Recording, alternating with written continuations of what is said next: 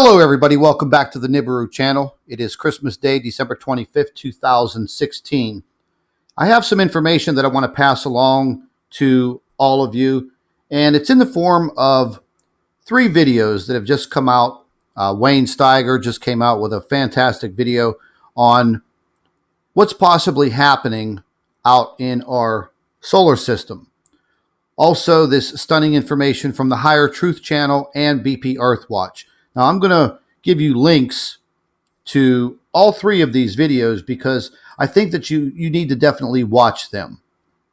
Now, they're all referring to the same thing that's occurring in our solar system as we speak. Now, I have my own theories about where this massive interstellar dust cloud is coming from. We've discussed this many times in the past in my videos about the massive debris field that surrounds Nibiru, Planet X. How far does it stretch out? We don't know. But all of a sudden, we're in this situation.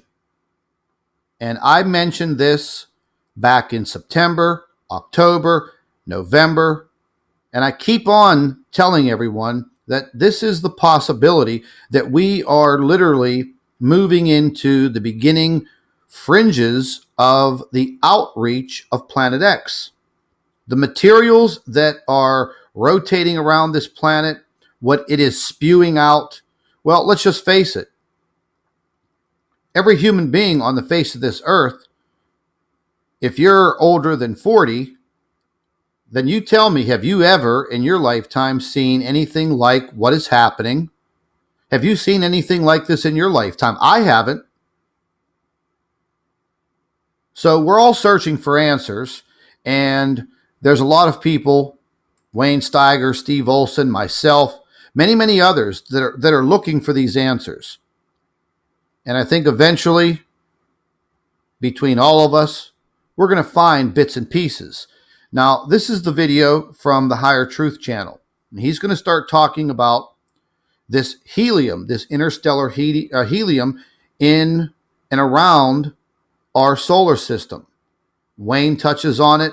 And then BP Earthwatch does a great video on some of this information. So I'm going to include these links. You need to watch these videos because you need to start getting your source of information from a variety of these channels that are reputable and put out great information.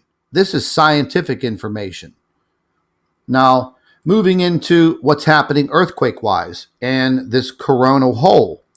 I was doing a little observation myself on this coronal hole, and lo and behold, I think there is another one forming that will be turning towards Earth within the next several days. But this is an updated earthquake map. And matter of fact, I just refreshed this, and I'll refresh it again just to show you that this is all current. Just had an earthquake 38 minutes ago, magnitude 4.8. You can see South America, they got riddled with earthquakes today down in southern Chile. And then the earthquakes, they started making their way right up the coast. So they got hit with 3 more, combined with what happened down in southern Chile with the magnitude 7.9, not too far inland, maybe a couple hundred yards from the coast. You can see California. Just zoom in a little bit for California. You can see all the earthquakes occurring there. And yes, I know California gets earthquakes, but these earthquakes are actually starting to increase in magnitude. They're not the 0.98, 1.2. They're starting to move up in their magnitude. They have been for the past couple of days. And if you just go over the Ring of Fire, well, they're having their earthquakes also. 4.6, 4.4, 5.2, 4.6, stacking up down here along the Solomon Islands again. And the earthquake activity, I believe, is just going to increase over the next week. But as I was taking a look at some new imagery from the SDO satellite looking directly at the sun. As you can see, the date down below here, it's about a 48-hour period moving up into the 25th of December today. This is the coronal hole. This is that bad boy right there facing Earth. And also the one on top. It seems to have stretched out a little bit and opened. But what I started to notice on this model is as the sun was turning, I could have swore I saw another coronal hole opening up on the left side of your screen, right here. Literally, you can see it turning darker as the sun rotates in this footage. So I took another view, a larger view, and lo and behold, there she is. I mean, as the sun rotates, you can literally see this hole start to form and get larger. And that is going to turn directly into our path. Now, exact timing, I don't know. That might be another week. Hopefully it will close. I don't think it's going to. And when I was looking at the bottom side of the coronal hole that's facing us now, it's literally growing and stretching right across the bottom. So there are definitely some things happening with our sun. I know today I walked outside. It was pretty cold this morning, in the high 20s. But within a matter of hours, it was 55 degrees. The sun was burning through the thin cloud layer. And I went outside. I took some photographs early in the morning and throughout the afternoon. And literally, the sun was burning my face at the end of December.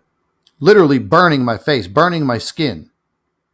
So if anyone has photographs that they took today or over the next couple of days, feel free to email those into me. If you feel that you're seeing something that's strange, odd, out of place, that you've never seen before, email me the photographs, and I would love to see them because I'll be truthful with you. Some of the photographs that I took today were definitely very, very strange. Got a few photographs from a few friends of mine that noticed this burnt pink sky this morning, which is kind of unusual for this time of year where I live. But I'm just going to go ahead and open this up and show you a few of these. They look like postcards, but they're not.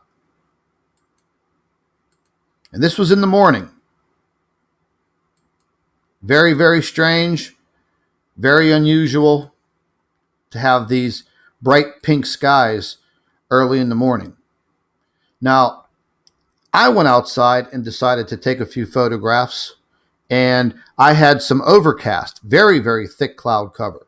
And I hope that you can see this pink coloring all through the clouds.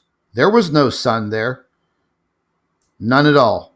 This was about 7:30 in the morning, and I went out about 15 minutes later, and there you go. It was like living in a sci-fi movie, and these burnt pink skies that early in the morning with no sun anywhere to be found, and very, very heavy cloud cover. Now, as the day progressed, late in the morning, the sun started to come out, the cloud cover moved away, took a few more photographs, but as I was taking the photographs, I noticed that the temperature outside was in the high 30s, but the sun was literally burning my face as I was looking up into the sky to take the photographs. Literally burning my skin. Then within an hour, early afternoon, it was like the sky never recovered its blue color, and it just maintained this pink hue that is in just about every single photograph that I took from different areas throughout the day leading into the sunset around 4:30, 5 o'clock in the afternoon. Now, this photograph here was one of the only photographs that actually showed a blue sky, but you can still see that there is a lot of pink all through the sky. And I've never seen it like that for a whole entire day. Now, this has been going on for the last couple of days. Strange skies, strange colors. And towards the afternoon at around 3 o'clock, out came the chemtrail planes. And they literally were crisscrossing directly in front of the sun. Now, whether they are trying to hide something or block this, I hate to use the word cosmic wave, but to block whatever is coming into our atmosphere. So I kept on taking photographs, one after the other, every 10 or 15 minutes, and the sky just never recovered again as far as it being burnt orange. 3, 4, and then, 5 o'clock, the sun started to go down. And as it went down, I noticed that in the next course of these pictures, out came some more chemtrail planes, some very, very weird looking cloud formations. And I'll zoom in on this one because I never saw a chemtrail plane come down and lay this trail. I never saw it. And this looks very, very odd for it to be a chemtrail. But they were out there nonstop, as you can clearly see. And then about 5:15 p.m., the sun was just creeping down below the tree line, and the sky lit up this burnt orange color, and it stayed like that till close to 6 p.m., which is kind of odd because usually by 5:30, the sun is down below the tree line, and that's it. Darkness is right behind it. So, definitely some very weird looking skies, no doubt. So if anybody has any great photographs that they took, email them to us. We'll definitely check them out. Remember, I'm going to leave a link to these 3 videos. If you have some time, definitely review these. Because again, we're looking for answers to the questions that we have. We're not getting the answers from any space agency and definitely not any government agency. And looking at this other coronal hole, I'm hoping that this thing just fills in and goes away. But what is alarming is it's forming, it seems to be getting larger, and it's turning towards us.